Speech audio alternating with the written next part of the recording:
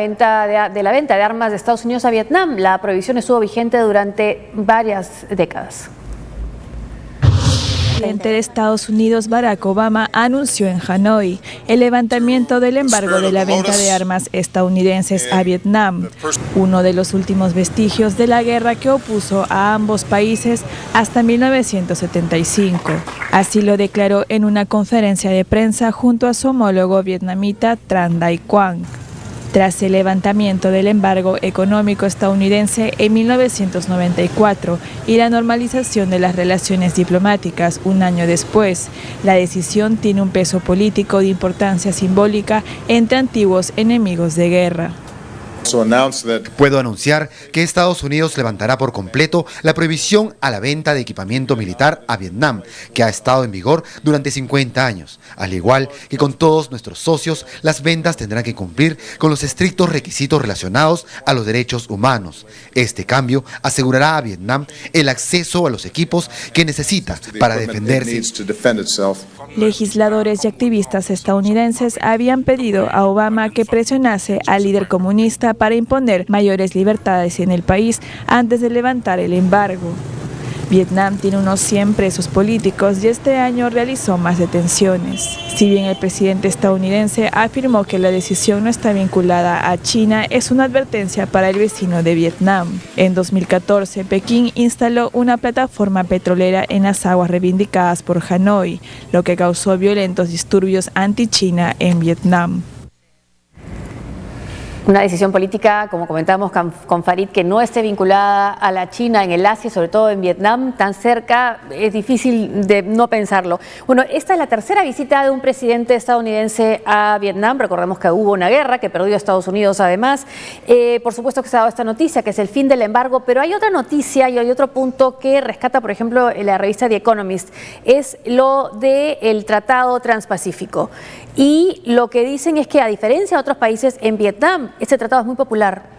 Sí. ¿Y por qué? Porque de alguna forma los puede librar un tanto de la dependencia con su gran vecino, el gigante que es China. Claro, Vietnam desde el fin de la guerra ha logrado crecer a tasas muy altas, económicamente hablando, gracias sobre todo a su comercio exterior. La mano de obra china empezó a encarecerse en términos relativos y países vecinos o cercanos como Vietnam empezaron a sustituir a China en la exportación de bienes industriales cuya mayor fuente de competitividad es la mano de obra barata, ¿no? El tema es que, sin embargo, mucho de su comercio exterior es todavía con China, y eso es problemático porque China y Vietnam tienen diferendos limítrofes, tienen diferendos sobre el control de islas y peñones en el mar del sur de China.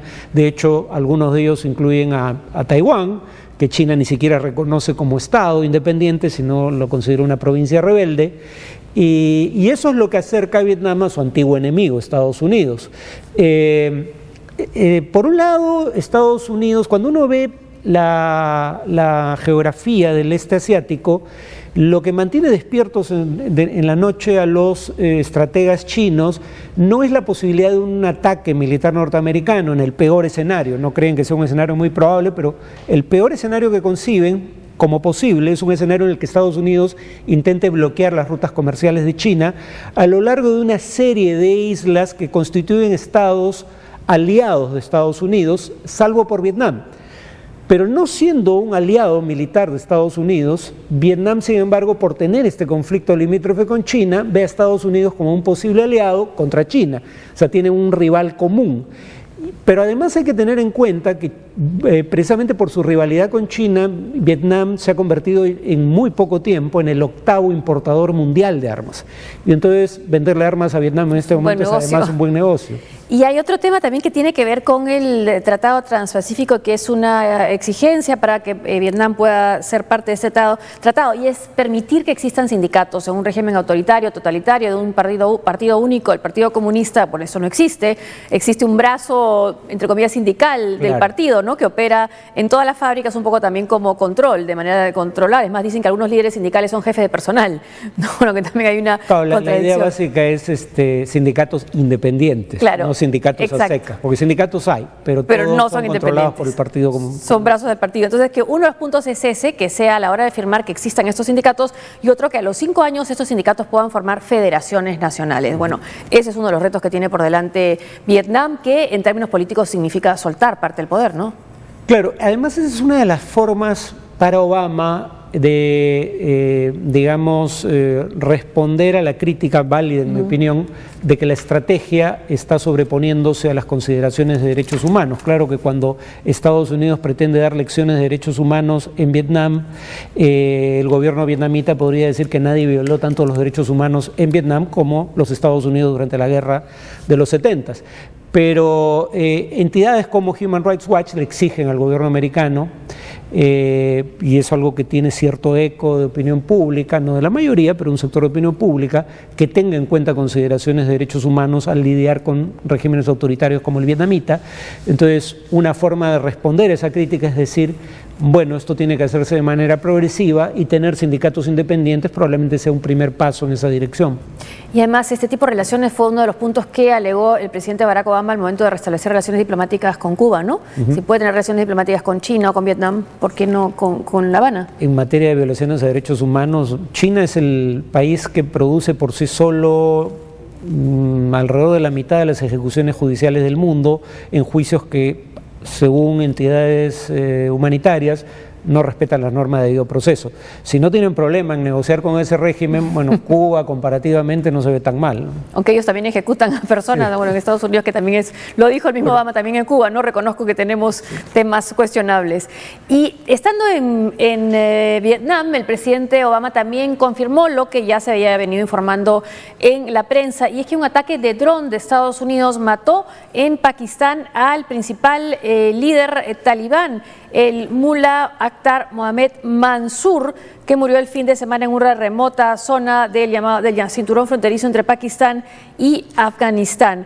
Ahora, esta muerte, comentábamos un poco antes, es importante porque esta, vieja guardia del terrorismo talibán se negaba a cualquier tipo de acercamiento político. Claro, hay un proceso de negociación en curso entre sectores del movimiento talibán y el gobierno afgano, auspiciado por Estados Unidos. Y Mansour era era el dirigente máximo en principio, pero en la práctica el talibán ya es una federación, no es una organización jerárquica centralizada.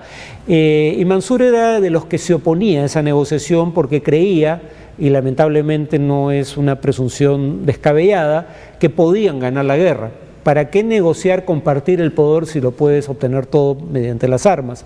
Entonces, no es que quieran debilitar al talibán con esta muerte, lo que quieren es cambiar la relación de fuerzas dentro de la dirigencia del talibán sobre las perspectivas de negociar con el actual gobierno afgano. Vamos a una pausa y al volver.